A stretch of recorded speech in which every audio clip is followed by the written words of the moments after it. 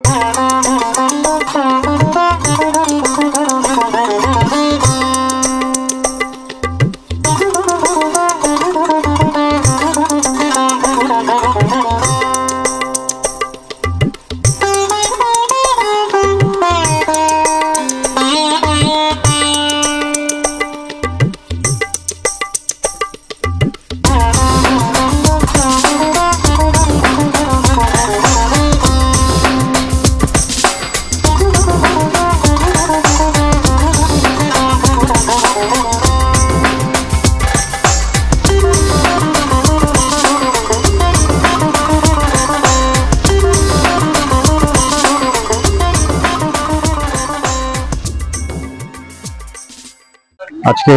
কন্যগর সাজো সাজো রব, কারণ আজকে শকুন্তলা মায়ের পুজো।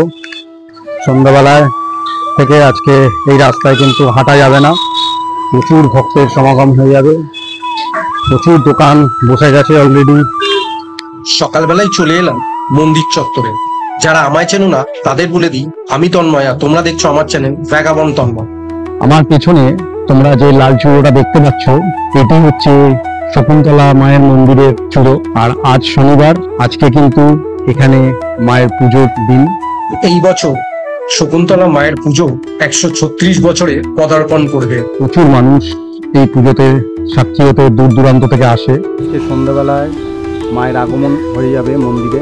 প্রতি বছর বাংলার বৈশাখ মাসের কৃষ্ণপক্ষের দ্বিতীয় এবং তৃতীয় শনিবার কিন্তু শ্রী শ্রী শকুন্তলা মায়ের পুজো অনুষ্ঠিত হয়ে থাকে। কন্যগর তথা হুগলি জেলার অন্যতম ঐতিহ্যপূর্ণ রক্ষা কালী পুজো শ্রী শ্রী শকুন্তলা মায়ের পুজো এই বছর 136 বছরে পদার্পণ করল। প্রায় 130 বছর আগে কন্যগরের এক পূজারী ইন্দ্রনাথ চক্রবর্তী এই দেবীর স্বপ্নাদেশ পান। কথিত রয়েছে, পূজারী ইন্দ্রনাথ চক্রবর্তী তিনি তার নিত্য পুজো করে যখন রাত্রিবেলায় তিনি বাড়ি ফিরছিলেন, সেই সময় তিনি দেখতে পান সাদা কাপড় পরা এক রমণী অন্ধকারে হেঁটে আসছিলেন। তাকে অনুসরণ করে বেশ কিছুটা আসার পরেই দেখতে পান অন্ধকারে সেই রমণী এক ভাগাড়ের মধ্যে থাকা অশ্বত্থ গাছের নিচে এসে বিলীন হয়ে যায়। ওই দিন রাতেই ওই পূজারীকে দেবী স্বপ্নাদেশ দেন যে ভাগাড়ের সেই অশ্বত্থ গাছের নিচে যেখানে শকুনের বাসা রয়েছে, তার তলায় যেন সেই দেবীর ঘট স্থাপন করে পুজো করেন। দেবীর কাছ থেকে স্বপ্নাদেশ পাওয়ার পরের দিন সেই পূজারী অশ্বত্থ গাছের নিচে শকুনের বাসার তলায় হোগলা পাতা এবং তালপাতা দিয়ে মণ্ডপ সাজিয়ে দেবীর আরাধনা করেন। ভাগাড়ের মধ্যে শকুনের বাসার তলায় প্রতিষ্ঠিত হয়েছিল বলেই এই দেবীর নাম শকুন্তলা কালী, এবং এই মন্দিরের নাম হয়ে ওঠে শ্রী শ্রী শকুন্তলা রক্ষা কালী মন্দির। পুজো শুরু হওয়ার পর থেকেই দেবীর প্রতিমা গড়ে আসছে মৃৎশিল্পী পাল পরিবার। বছরের এই দিনটি ছাড়াও কিন্তু প্রতিদিন মায়ের পুজো হয়ে থাকে। প্রথমেই তোমাদের আমি বলে দিই তোমরা এখানে কিভাবে আসবে। হাওড়া থেকে ব্যান্ডেল, তারকেশ্বর, গোঘাট, আরামবাগ, কাটোয়া বা বর্ধমান মেন লাইনের যে কোনো লোকাল ট্রেন ধরে তোমাদের চলে আসতে হবে কন্যগর স্টেশন। সেখান থেকে 1 নম্বর প্ল্যাটফর্মের ওভারব্রিজ থেকে নেমে তোমাদের টিকিট কাউন্টারের পাশ দিয়ে হাঁটা পথে চলে আসতে হবে এই মন্দিরে।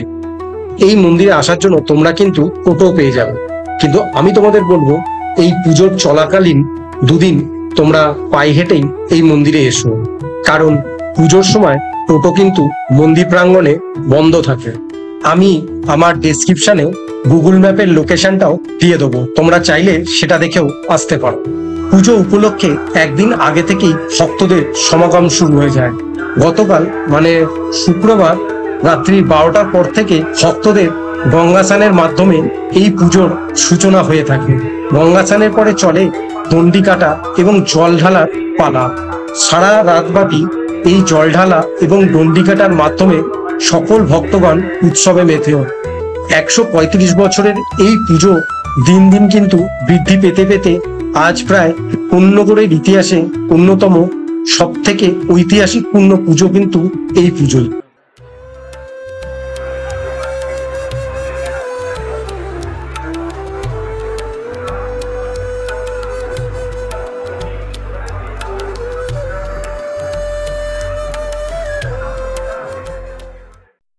তো সন্ধেকালীন প্রত্যেকটা ট্রেনে ভিড় দেখে বুঝতেই পারছো যে কোন্নগরে আজকে একটি বিশেষ দিন।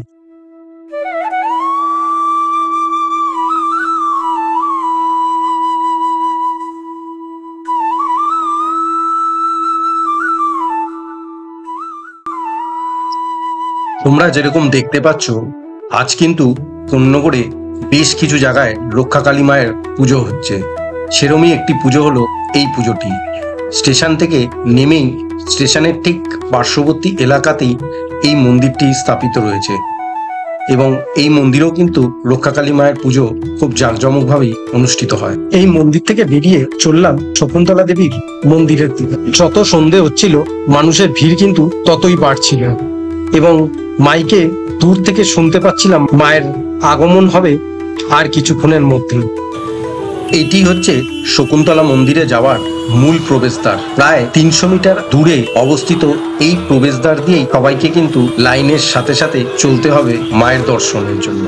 ভিড়ের সাথে তাল মিলিয়ে মিলিয়ে আমিও চললাম মায়ের দর্শন। আগেই যেরকম বলেছিলাম সেরকম দেখতেই পাচ্ছ, কোন্নগরে আজকের দিনে প্রচুর জায়গায় কিন্তু রক্ষাকালী মায়ের পুজো হয়ে থাকে। সেরমই আমারই পাশের আরেকটি পাড়াতে পুজোর জন্য মায়ের আগমন হচ্ছে। পুজো উপলক্ষে এখানে বসে এক বিরাট মেলার আয়োজন। প্রায় 7 দিন ব্যাপী এই মেলা কিন্তু চলতে থাকে। রাস্তার দুপাশে অসংখ্য দোকানে কেনা বেচা দেখতে দেখতে আমরা প্রায় মন্দিরের কাছে চলে এলাম। দূরেই কিন্তু দেখা যাচ্ছে মায়ের মন্দিরের মূল প্রবেশদ্বার। একাধিক ভক্তের সমাগম হয় এই অঞ্চলে। এই সময় মানুষ যাতে ঠিকঠাক ভাবে মাকে দর্শন এবং পুজো দিতে পারে তার জন্য পুলিশ এবং প্রশাসন কিন্তু যথেষ্ট তৎপর থাকে। এই সময় গোটা এলাকায় সিসি ক্যামেরা দিয়ে মুড়ে ফেলা হয়। বিপর্যয় মোকাবিলার দল এবং স্বেচ্ছাসেবী দলও কিন্তু প্রস্তুত থাকে কোনো রকম যাতে অপ্রীতিকর পরিস্থিতি না হয়। এছাড়াও মেডিকেল টিম এবং অ্যাম্বুলেন্সও রেডি থাকে ভক্তদের সুরক্ষার তাগিদে। আস্তে আস্তে ভিড় ঠেলে আমি এগোতে শুরু করলাম মন্দিরের মূল প্রবেশদ্বারের সামনে। যদিও মন্দিরের গেট কিন্তু এই সময় বন্ধ থাকে সর্বসাধারণের জন্য। যারা পুজো করেন এবং যারা মায়ের পুজোর জন্য সাহায্য করে তারা এবং যারা স্বেচ্ছাসেবক তাদেরই শুধু এই মুহূর্তে অনুমতি থাকে ভেতরে প্রবেশের জন্য। মায়ের আগমন কিন্তু হয়ে গেল মন্দিরে।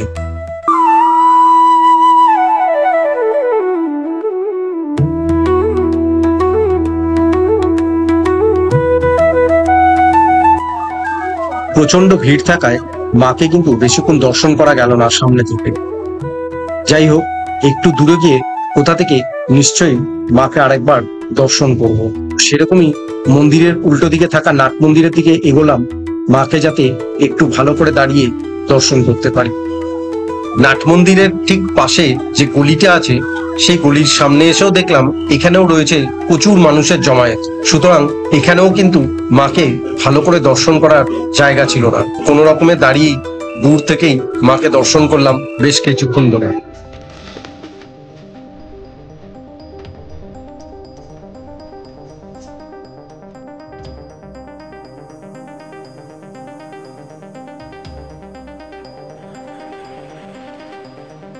সূর্য অস্ত যাওয়ার পর কাঁধে করে মাকে কিন্তু এই মন্দিরে নিয়ে আসা হয়।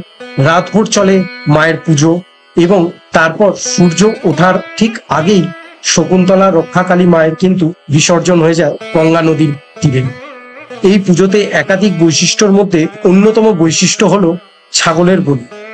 একসময় তা হাজারে হাজারে হলেও আজ বর্তমানে সীমিত সংখ্যায় এসে ঠেকেছে।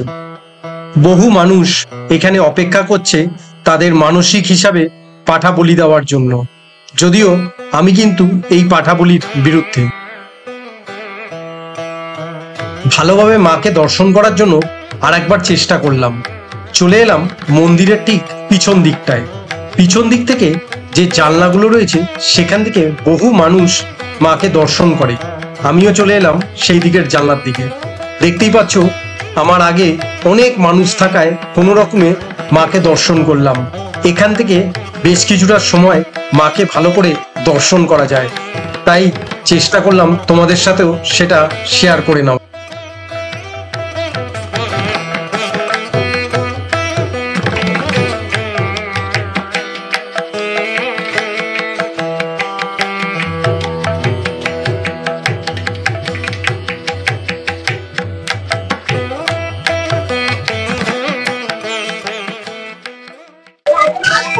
অবশেষে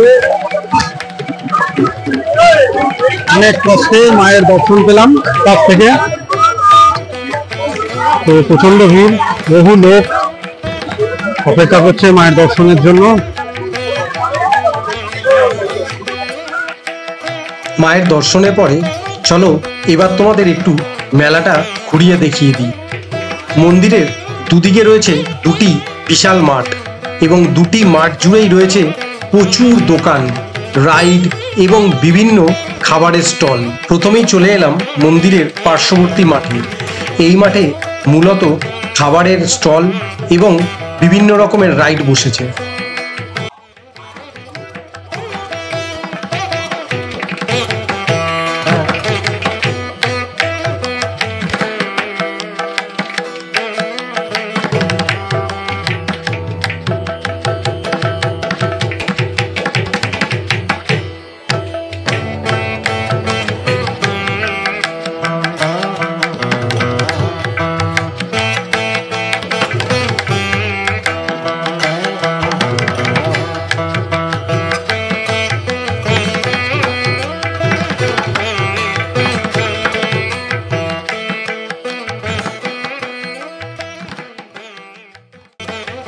এবার চলে এলাম মন্দিরের উল্টো দিকে থাকা মাঠের মধ্যে।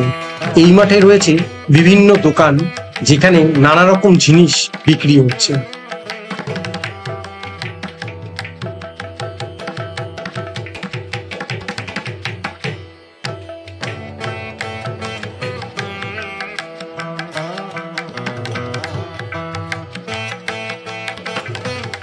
বেশ কিছুক্ষণ মেলায় কাটিয়ে চললাম বাড়ির পথে। দেখতে দেখতে রাতটা কিন্তু কেটে গেল। আর এই সেই মুহূর্ত যখন সারা রাত ব্যাপী পুজোর পরে মাকে নিয়ে যাওয়া হচ্ছে গঙ্গার তীরে বিসর্জনের জন্য। আসছে বছর আবার এসো মা, আর এই এক বছর সবাইকে ভালো রেখো মা, এই প্রার্থনা নিয়েই মায়ের বিসর্জন সম্পন্ন হলো। সারা রাত ব্যাপী পুজোর পরে সকালবেলা সূর্যোদয়ের পূর্বেই মায়ের বিসর্জন হয়ে গেছে।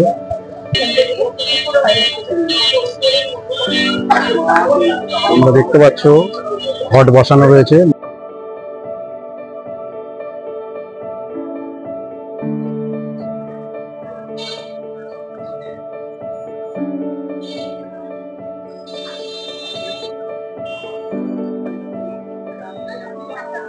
ভক্তরা তাদের কুপন দেখিয়ে এই মুহূর্তে পুজোর প্রসাদ সংগ্রহ করছে। ভারাক্রান্ত মন নিয়ে ফিরছি বাড়ির উদ্দেশ্যে। ভিডিওটা যদি তোমাদের ভালো লেগে থাকে তাহলে অবশ্যই লাইক, কমেন্ট আর শেয়ার করতে ভুলো না বন্ধুরা।